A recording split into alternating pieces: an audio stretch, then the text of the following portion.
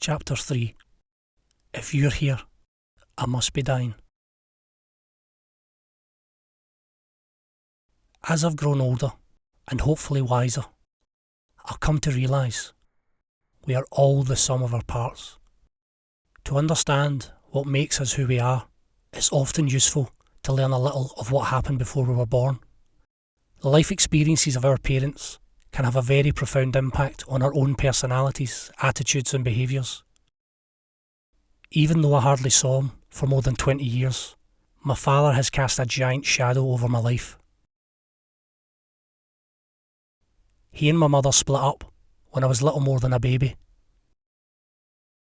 As a child, I would sit for hours at the window, waiting in vain for him to visit.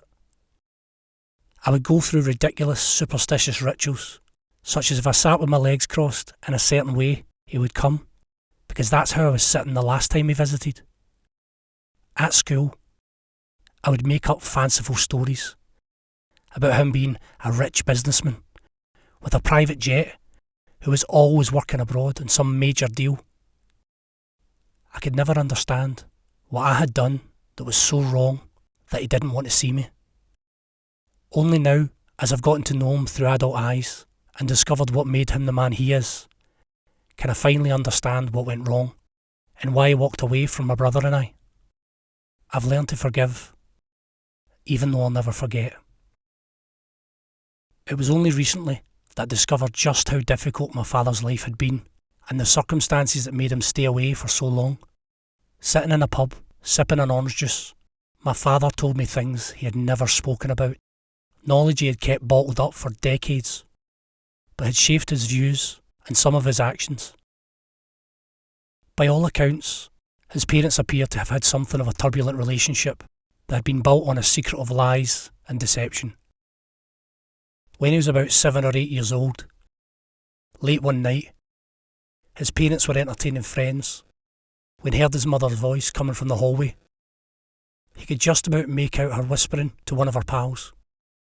What he heard was a bombshell. Without having to strain too much to catch the conversation, he listened to his mum admit to her friend that the man he thought was his father wasn't. To learn the man he called Dad wasn't his biological father was absolutely devastating. What made it worse was that he wasn't supposed to know. It was a secret he had to live with and could never talk about to anyone. By the time my father had reached the age of 12, my grandmother Mary had met another man, and my grandfather had walked out on his children. Drinking was a big part of the culture in Glasgow when he was growing up, and both his mother and her new man were very heavy drinkers. There were numerous occasions when my dad and his 2 younger sisters, Andrea and Wilma, were left to go hungry because all the money that came into the house had been spent on alcohol. Things eventually got so bad that while my dad was still only 12 years old, he was forced to take on the role as a main carer for his sisters. My grandmother was clearly an alcoholic. She got involved with a clique of around 10 other very heavy drinkers who would pool their cash for booze, and my dad would sit and wait until his mother passed out from the drink before raiding her handbag to steal enough money to buy food for his sisters and himself. The responsibility of looking after his siblings meant my dad rarely attended school. He quit full-time education at the age of 12, at a time when the legal minimum age to leave school was 16.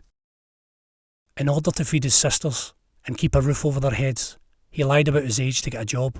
He walked for miles and miles for days on end across Glasgow, knocking on doors, calling into shops, and stopping by industrial sheds, begging anyone to give him a chance.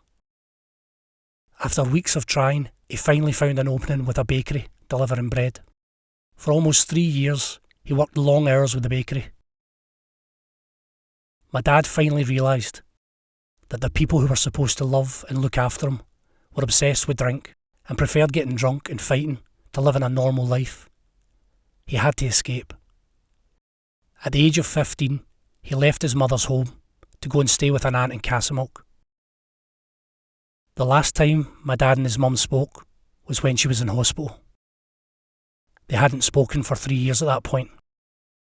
When he went to the hospital, she was sleeping, so he took a chair and sat by her side for several hours, When she woke up and saw him there was no Hollywood reconciliation or deathbed expressions of love.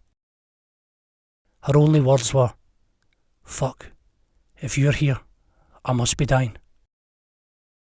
Those were the last words she ever said to him. She passed away about 2 hours later. Even after all she put him through, I know he was really hurt by it. And he still regrets that he didn't try harder to help her. I doubt there was much he could have done. She was an alcoholic who didn't want to be helped. Despite the scarcity of jobs, he managed to secure himself a 4-year apprenticeship as a glazer. For the first time in his life, things were looking positive. However, there was still something missing. Looking back, he admits now that he didn't know exactly what he wanted. All he knew was that there had to be a better way of living, one that he had never experienced before.